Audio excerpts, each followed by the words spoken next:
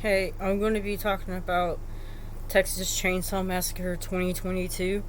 The movie came out on February 18th on Netflix, and the movie is directed by David Blue Garcia, and it stars Sarah Yarkin, Ellie Fisher, Mark Burnham, Jacob Lattimore, Olwen Ferrari. Probably said her name wrong, and Nell Hudson. That's the main cast.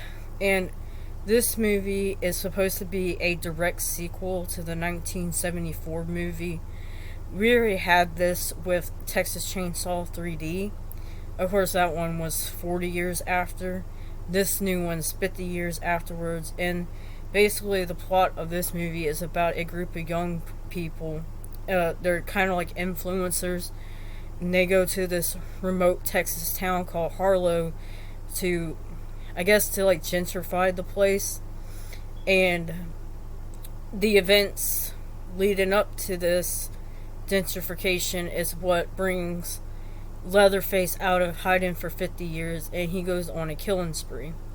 That's the basic plot of the movie. I was really a fan. I really enjoyed this movie. I felt it was a little bit better than Texas Chainsaw 3D and Leatherface. Even though I didn't think the Leatherface from 2017, even though I didn't think Leatherface was a bad movie, it just didn't feel like a Texas Chainsaw Massacre movie to me, in my opinion. It felt more like a road horror movie, if you know what I mean, kind of like The Devil's Rejects. But this one was actually pretty good, and I did not have high expectations for this movie.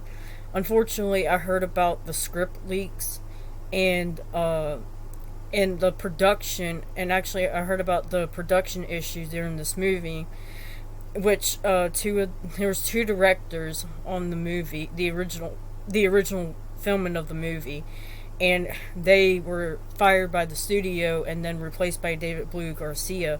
So all the stuff they shot was scrapped, and then David Blue Garcia had to come in and refilm and redo the whole movie. And then I saw the trailer, and that kind of made me nervous because of the leak. In the leaks, there's supposedly woke stuff in the movie, and people probably know what woke is, but there's this one scene on a bus, and it's in the trailer, where Leatherface goes on this party bus, and then the people pull out their phones and they go, "If you try anything, we're gonna cancel you, bro." And I was like, "Oh my god!" I said, I hope that it goes somewhere else," and it does. It's not like it's in the movie. It's making fun a little bit of cancel culture and wokeness, if you know what that is. But anyways, yeah, I thought the movie was pretty good. Yes, it's not the best thing I've ever seen, but in the Texas Chainsaw Massacre franchise, it is way better than some of the movies we have got. There's not really a story to it, and the characters are so unlikable. Like, I did not like any of the main cast, besides like one of the redneckish townspeople. I actually liked him, but the main cast I did not like, and I think you're not supposed to like him because it's a slasher movie, because you just want to see him get killed off. But anyways, yeah, like I said, it's not really much. There's not really a story to it. But I did like the motivation for Leatherface's revenge, which I know like a lot of people thought that was out of character for Leatherface, which it is, because it's not like the Leatherface from the original movie. Because in the original movie, he's like mentally disabled and acts more like a child, and his family kind of like pushes him to commit murders and stuff. Like, they all work together, but they get him. He's like the brawn of the group. Like, they get him to do all the brunt, I guess, of the group. They get him to do all the dirty work. And in this one, he's more like cunning, and he sets up little traps and stuff to get people, which it didn't bother me that much. I thought it was actually pretty cool. And Leatherface was scary as hell in this one. Like, he did not give a shit. Like, if you he was targeting a certain group of people, but if anyone got in his way, he just decimated them. It was pretty cool. And I liked Mark Burnham as Leatherface. If they ever make another one, I want him as Leatherface. He did a really good job. And I know people are complaining about that because I think he's a little bit younger, and I don't know his exact age. I was trying to look it up, but I cannot find anything about his birthday or anything. But he does look like he's probably in his 50s, and Leatherface is supposed to be in his 70s, I believe. But it really didn't bother me that much. Now, I did not like what they did with Sally.